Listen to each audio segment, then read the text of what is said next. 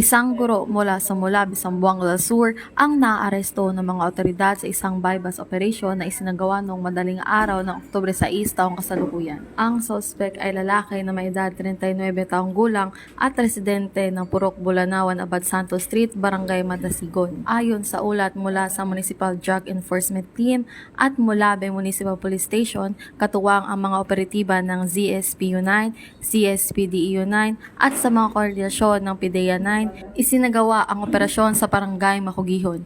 Dito nakumpiska ang isang sachet na hinihinalang shabu na may timbang humigit kumulang 4 na gramo na tinatayang nagkakahalagang 27,200 pesos at iba pang non-drug evidence.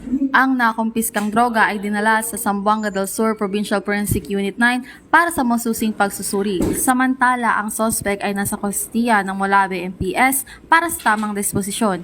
Ang pagpapatupad ng batas ay isang hakbang upang makamit ang mapayapa, maayos at ligtas na bansa para sa munlad na bagong Pilipinas.